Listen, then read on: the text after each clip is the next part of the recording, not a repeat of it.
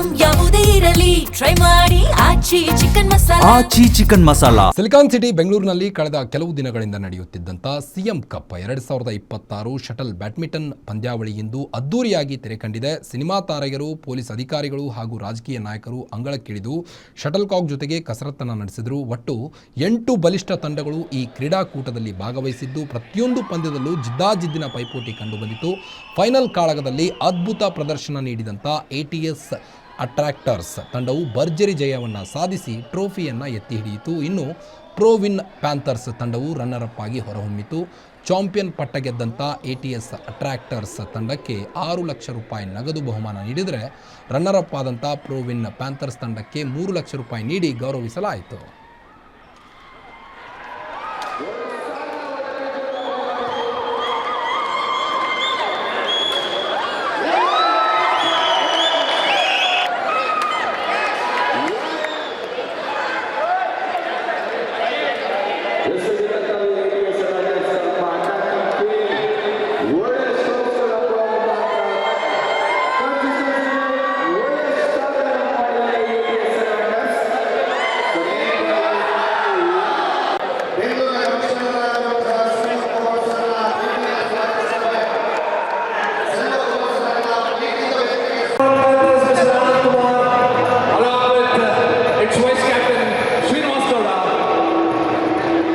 Mr. Parmeshwar, PSPS, Assistant Commissioner of Police.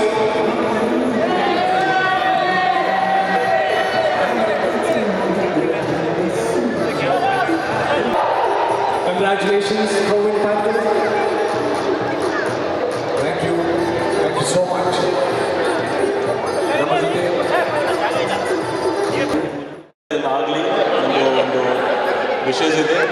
ಮತ್ತು ಇನ್ನೂ ನಮ್ಮ ಪೊಲೀಸ್ ಅವರು ಈಗ ನೋಡಿದಾಗ 2 ಮ್ಯಾಚಲ್ಲಿ ಮೇಲ್ ಮತ್ತು ಫೀಮೇಲ್ ಎರಡರಲ್ಲಿ ನಮ್ಮ ಪೊಲೀಸ್ ಅವರು ಕೂಡ ತುಂಬ ಚೆನ್ನಾಗಿ ಆಡಿದರು. ಅದೇ ಹಾರ್ಡ್ ಲಕ್ ಅಂದರೆ 2 ಟೀಮಲ್ಲಿ ಒಬ್ಬೊಬ್ಬರು. ಸೊ ಎಲ್ಲ ಕ್ಷೇತ್ರದಲ್ಲಿ ಅದು ನಮ್ಮ ಫಿಲ್ಮ್ ವರ್ಲ್ಡಲ್ಲಿ ಇರಲಿ, ಪ್ರೆಸ್ ಕ್ಷೇತ್ರದಲ್ಲಿ ಇರಲಿ, ಆಫೀಸರ್ಸ್ ಇರಲಿ, ಎಲ್ಲರೂ ಒಂಥರ ಒಂದು ಫ್ರೆಂಡ್ಶಿಪ್ ಅಲ್ಲಿ.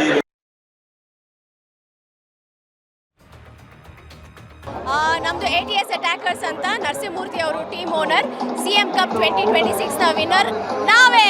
ಆ್ಯಂಡ್ ವಂಡರ್ಫುಲ್ ಟೀಮ್, ಸಿಕ್ಕಾಪಟ್ಟೆ ಸ್ಟ್ರಾಂಗ್ ಟೀಮ್, ಸಿಕ್ಕಾಪಟ್ಟೆ ಆನೆಸ್ಟ್ ಟೀಮ್, ವಂಡರ್ಫುಲ್ ಟೀಮ್.